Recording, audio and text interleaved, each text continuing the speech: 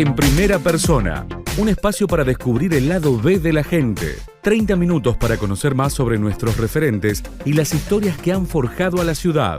Con la conducción de Fabián Petenati y Nicolás Chetam. En primera persona. Bueno, Marité Gentil de Estorani, bienvenida. ¿Cómo le va? Muy bien, muchas gracias por haberme invitado. No sé de qué va el programa, pero les agradezco y dispuesta a colaborar con ustedes como siempre. Bueno, como arquitecta fundamentalmente, un recorrido por su vida y también artista, diríamos, en esta etapa, ¿puede ser? Sí, en esta etapa sí. Siempre me gustó el arte y desde que me jubilé me dedico más empecé a hacer un taller en la universidad, en la parte de extensión universitaria de grabado con Jimé Mateo, pero ya desde el 2014 empecé con el arte textil, cosa que desarrollo desde muy chica, pues ya en la facultad hacía tapices en la década del 70, pero tomé el bordado y el arte textil con mayor seriedad. Y en la pandemia me ayudó muchísimo porque empecé a tomar clases con profesoras de Buenos Aires, tanto en bordado sobre tela como en bordado sobre papel y en bordado de fotografía, que es lo que estoy haciendo con una antropóloga. Así que estoy dedicada al arte y sobre todo me he dado cuenta que lo que me gusta mucho es gestionar. Entonces acabamos de armar una muestra en la tintorería japonesa. Hemos bordado sobre un libro de una poetisa de Villa Mercedes que se llama Pajerón Ruiz, que el libro se llama Lengua Vegetal, y convocamos a 34 personas, algunas de la ciudad y algunas también de Villa Mercedes y de Córdoba. Ahora la muestra está en Lilia y queremos que sea itinerante y que se vaya sumando más gente. El año pasado en el Arreguicano rescatamos la figura de Aida Pico Gil, que fue la primera que, por lo menos en la ciudad, y que se mostró, que cambió los pinceles por los hilos y empezó a bordar tapices muy grandes con una temática indigenista y también surrealista. Ayer estaba estudiando una contemporánea de ella de la década del 60 de Barcelona y encontré como muchas similitudes, pues yo pensaba en quién se habrá basado, qué la habrá inspirado, y bueno, y se ve que estaba conectada con el mundo y vi bastantes similitudes tanto como en la temática como en la forma de realizarlo. Bueno, y la arquitectura también es una forma de arte, ¿no? De hacer arte. ¿Lo veas de esa forma o no? Yo creo que la arquitectura o cualquier diseño que se trate para que sea un buen diseño, tiene que responder la arquitectura más que el arte, ¿no? Como tiene que responder a una función. Que yo creo que la función de la arquitectura es crear espacios para que la gente pueda desarrollar sus actividades. Y que también en la función de que uno desarrolle esas actividades en función de cada uno, hablo de las viviendas individuales, que sería hermoso trabajar, que cada uno pudiera tener la vivienda de sus sueños, que no es lo mismo ni para vos, ni para vos, ni para mí. Entonces yo como arquitecta, ¿qué es lo que tengo que hacer? Esa es mi función social, reinterpretar lo que la gente quiere y devolvérselo creándole un espacio amable para que pueda desarrollar sus actividades. Y lo mismo desde la arquitectura del urbanismo, crear una ciudad que sea amable, que sea transitable por todos y que sea inclusiva. Lo mismo que las viviendas sean inclusivas, ¿no? Bueno, usted está hablando del tema urbano, del tema social, porque hay muchos arquitectos que a lo mejor trabajan en sus proyectos particulares y cada cual con lo suyo, pero usted también ha tenido a lo largo de su vida mucha militancia con respecto a la protección del patrimonio arquitectónico de la ciudad, que bueno, tiene sus riquezas y que muchas veces, bueno, eso no se ha respetado. ¿Cómo nació ese amor por lo público también? Porque bueno, eso es de todos, digamos. Sí. Yo creo que mi primer amor nace por la historia. Ya en el secundario me encantaba la historia. Cuando terminé el secundario, bueno, tenía para estudiar 3 carreras y quería estudiar o profesorado de historia, o bellas artes, o arquitectura. Lo de arquitectura era desde muy chica y era como una deuda que tenía con mi papá. Mi papá murió cuando yo tenía 15 años. Mi papá era carpintero, era ebanista, y bueno, estuvo muy ligado a toda la cultura de la ciudad. Fue uno de los fundadores de la Escuela de Bellas Artes Libero Pierini, fue tesorero en el Instituto Municipal de Cultura durante el gobierno de Ricardo Martorelli. Mi papá era militante socialista. Yo tengo fotos con Alfredo Palacios, es decir, que siempre el contacto con la política o con lo público, diríamos, como la política, el arte de gobernar para todos, ¿no? de lograr un mundo mejor, eso es lo que uno buscaba en ese momento. Bueno, me decido por arquitectura y siempre me gustó la historia. De hecho, terminé primer año y fui ayudante alumna en la materia Historia de la Arquitectura con una docente que termina muriendo en Río Cuarto, conocida internacionalmente, que se llamaba Marina Weisman, a la sazón mamá de Uti Weisman. De Ingrid Weisman, la doctora Ingrid. Sí, Ingrid Weisman, la Uti. Bueno, entonces cuando termino mi carrera en el año 75, en la universidad, yo termino en la Nacional, y en la Universidad Católica arman un instituto de Historia de la Arquitectura y comienza como una carrera de posgrado o una maestría en Historia de la Arquitectura y en Preservación del Patrimonio. En ese momento, en el 75, 76, era medio imposible. Yo tenía 2 bebés, después tuve 2 más, pero en el 81 se nos ocurrió con un grupo de colegas ver si podíamos hacer este posgrado, porque notábamos que en la ciudad se destruían cosas que para nosotros eran importantes. Fui a hablar con Marina y le propuse si no nos podían dar clases acá en Río Cuarto. Y nos dijo que si armábamos un grupo, sí. Bueno, armamos el grupo y bueno, y vinieron profesores de la talla de Marina Weisman, de Marilu Foglia, de César Naselli, de Horacio Niemi, de Freddy Guidi. Todos ellos son escritores y conocidos en el mundo de la arquitectura, sobre todo en Córdoba. Marina es más también en Latinoamérica, porque además fue una gran profesora de historia y una gran divulgadora también de lo que era el patrimonio. Y bueno, y ahí nos preparamos, cursamos este posgrado que nos lo daban los viernes y los sábados en el centro comercial que nos había cedido las instalaciones.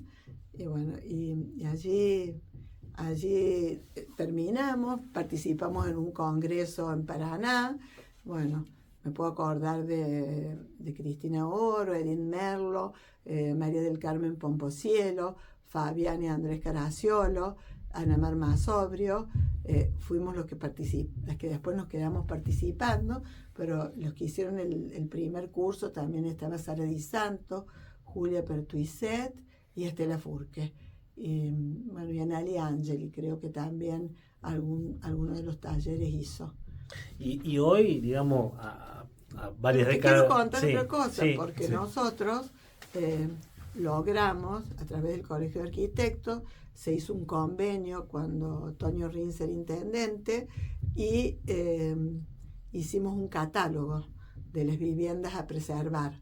Un catálogo que está en 2 partes dividido, uno en la parte del bulevar, que era una zona que como había quedado deprimida, nadie había intervenido, entonces tenía todavía cosas de mucho valor, y en el macrocentro.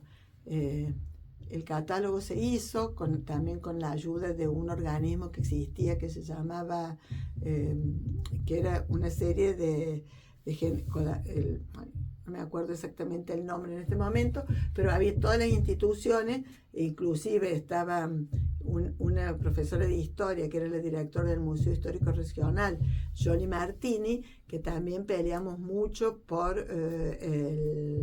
la defensa del patrimonio. ¿Se llegó tarde? ¿Qué? ¿Se llegó tarde a...? No se llegó tarde, pero siempre lo privado prima más, en estos códigos nuestros, en el Código Civil, lo privado prima más que lo público. Logramos que no se construyera el edificio del lado de la catedral. Fue una gran lucha, pero fue una lucha también que fue apoyada por la iglesia, entonces teníamos como más peso en esa lucha. Pero también el fiscal, que en ese momento era Pedro Rossi, revocó porque había un plano aprobado, entonces también se jugó en ese momento y en ese lugar no se pudo construir más que 6 metros de altura. Y hoy, eso con el derecho a la visión solamente, ¿eh? Sí. El derecho visual. ¿Y hoy cómo ve el patrimonio arquitectónico e histórico de la ciudad? Y yo veo que se va perdiendo mucho, que no existe reglamentación al catálogo. Lo único que se declaró ZPH, es decir, Zona de Protección Histórica al Boulevard, con algunas premisas de construcción, pero cada caso particular o cada hecho particular pasa por el INPUR. Entonces también es muy discrecional el pensamiento de cada uno con respecto a lo que se debe hacer. Yo creo que habría que barajar y dar de nuevo, hacer un nuevo catálogo y ver qué es lo que se puede preservar y cuáles son las leyes que pueden apoyar esta preservación, esta restauración para los mismos propietarios, ¿no? Es decir, cómo se puede compensar esto de que no puedan construir o que le quitan un valor económico, o cómo se pueden transformar en zonas turísticas o en zonas de otra manera para compensar, porque hablan de la historia de la ciudad. ¿No? Bien, estamos dialogando con María Teresa Gentile Storani, arquitecta. Vamos a ir a una pausa, le dejamos una pregunta para que nos responda cuando regresemos, y es, para usted, de acuerdo a su conocimiento y a sus gustos, ¿cuál es el edificio más lindo que tiene la ciudad y por qué?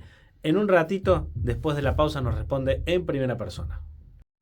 Regresamos de la pausa, estamos hoy dialogando, charlando con María Teresa Gentile de Storani. Había quedado pendiente una pregunta y que tiene que ver fundamentalmente con cuál edificio se queda usted de la ciudad y por qué, si tiene una opción.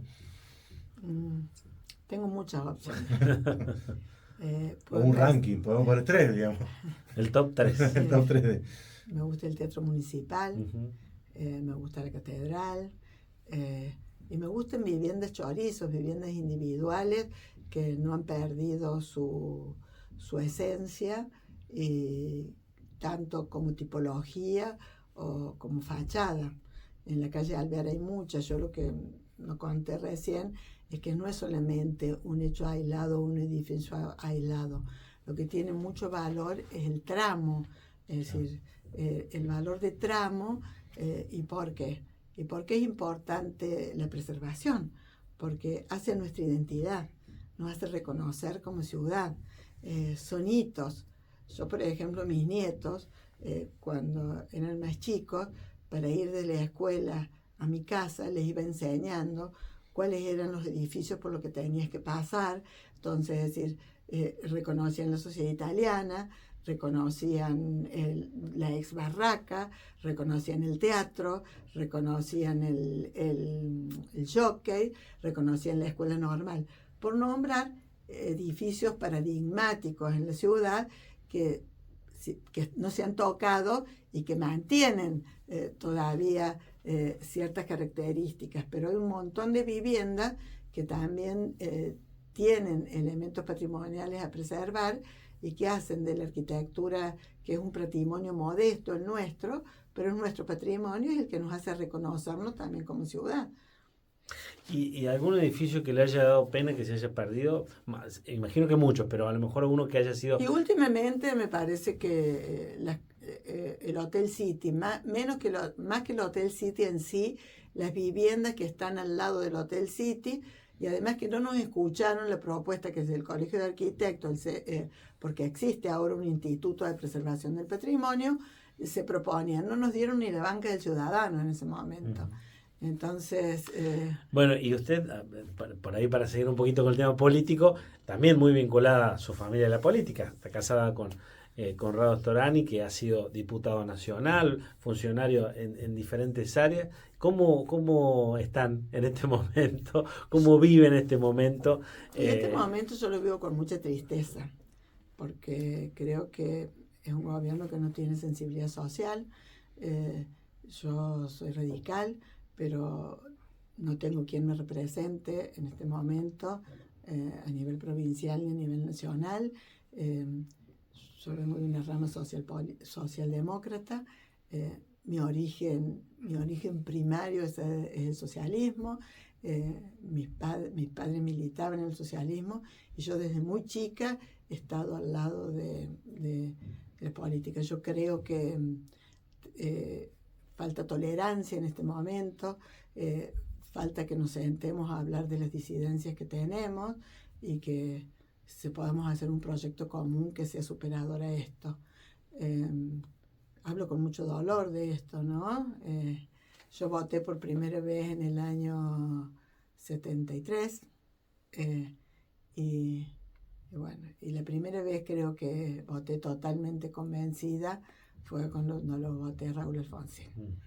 ¿Hace falta, usted lo mencionó, Alfonsín, hace falta líderes en la política hoy en día? Yo creo que también, que hacen falta... Hay muchos intereses personales de cada Yo uno. creo que siempre hay que en este momento es una sociedad muy hedonista, que vive para sí misma, que falta empatía en general, ¿no? Es decir, hago también la crítica, a lo mejor hasta una autocrítica que hemos dejado, yo he dejado de militar en esto, pero milito también, estoy en un grupo de bordadoras que bordamos por la paz, que también es una forma de militar y de hacer notar lo que una forma en la que uno no está de acuerdo con lo que está pasando.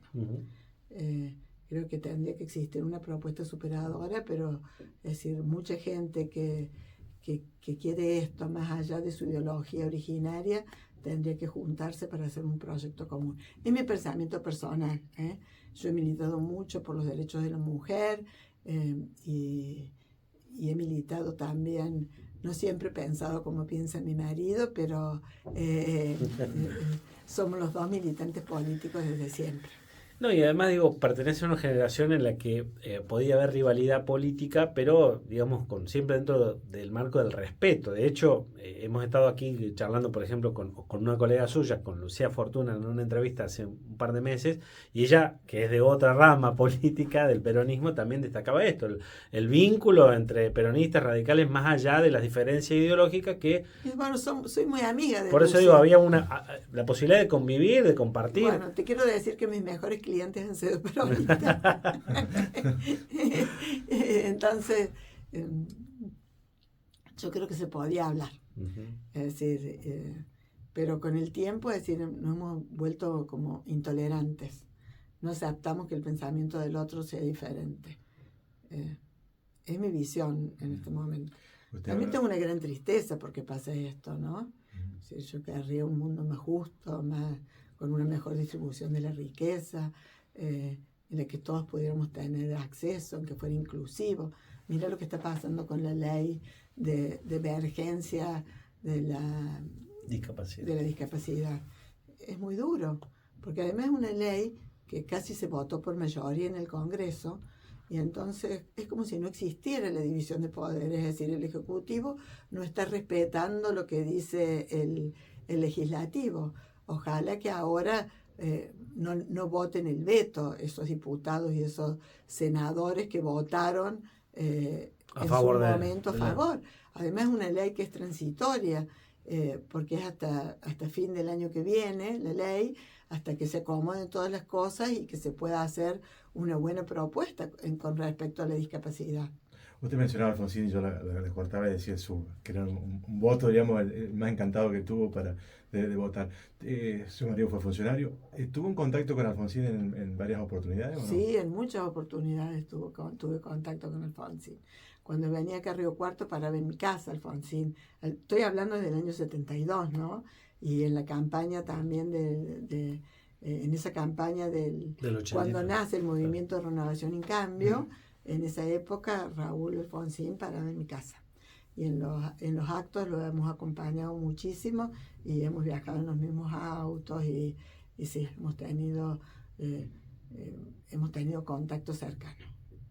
Y no se olviden que la primer fórmula de Renovación y Cambio en el año 72, Sí. que fue Alfonsín Storani, que fueron los fundadores de Renovación y Cambio. Y bueno, justamente entre los 70 y los 80 que hubo una situación que fue la dictadura militar. En ese momento ustedes estaban muy identificados políticamente, digamos, por su militancia, por justamente haber trabajado en política. ¿Cómo vivieron el proceso de la dictadura en muy Río duro. Cuarto? Lo vivimos, yo en lo personal, más duro porque tengo primos desaparecidos. Uh-huh. Sergio González, que es el hijo de Glaucio Baldovín. Glaucio Baldovín es primer menemía, que ahora vieron que hay un colectivo que se llama Glaucio Baldovín acá en Río Cuarto. Mi familia de origen, hay mucha gente de izquierda, Luis Rainaudi, su mamá, que era militante comunista, hay gente peronista, soy sobrina de Ceballos Muñaini. Entonces, bueno, esto es anecdótico lo que te estoy contando y me lo llevé a lo personal, discúlpame. No está bien. No, lo vivimos al principio, nos tuvimos que ir a esconder, nos tuvimos que salir de casa porque teníamos un falcón verde parado en la puerta. Yo acababa de tener una hija que nació el 19 de marzo y el 24 tuvimos un tiempo escondidos hasta que se aclarara la situación, porque mi marido defendía presos políticos con otro militante radical que era Lescano Cini, y defendía, pero no importaba cuál era la ideología, pero él creía que merecían ser, entonces durante mucho tiempo defendió presos políticos. ¿Y el apellido incidía en ese momento? ¿Qué? ¿El apellido Storani incidía? No sé. Nunca me sentí discriminada, pero bueno. ¿Y cómo hizo para... ¿Cuántos hijos? ¿4? Tengo 4 4 hijos. Bueno, por eso digo, 4 hijos, militancia política, al trabajar. ¿Cómo hizo para amalgamar todo? Bueno, no fue fácil, pero tuve mucha ayuda. Uh-huh. Tenía una empleada muy, muy buena, y en el 87 mi mamá se vino a vivir a mi casa y dejé de psicóloga mediante, dejé de elegir la profesión y dejé la militancia.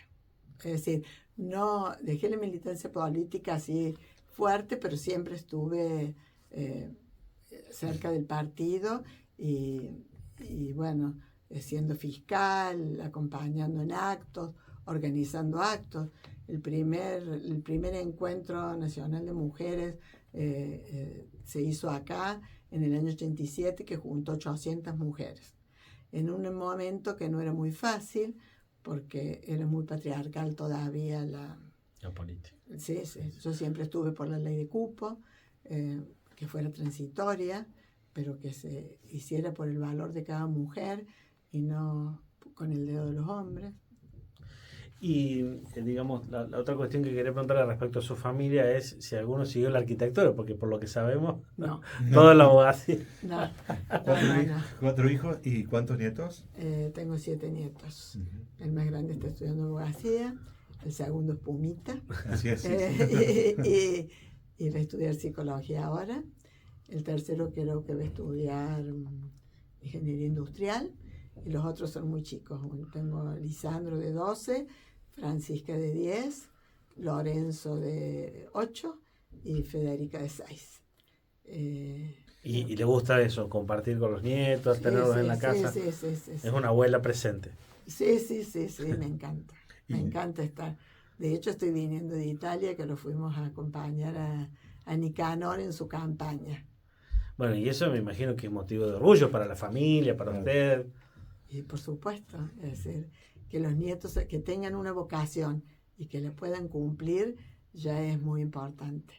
Y que haya llegado dentro de todos los jóvenes que juegan al rugby, que haya sido ya elegido entre 30, entre todos, que haya sido uno de los 30 que haya viajado, es muy importante. ¿Y qué significa que ver al nieto con la camiseta, digamos, de la Argentina, selección de Argentina? sí, es muy emocionante. La verdad es que sí, y que él haya estado tan feliz de lograr eso. Bueno, la última pregunta que es común a todos quienes nos visitan es ¿a qué se hubiera dedicado si no se hubiese dedicado a lo que se dedicó a lo largo de su vida? ¿A qué me hubiera dedicado? Yo creo que hubiera sido un nuevo arquitecto. Muchas gracias por la Muchas visita. gracias.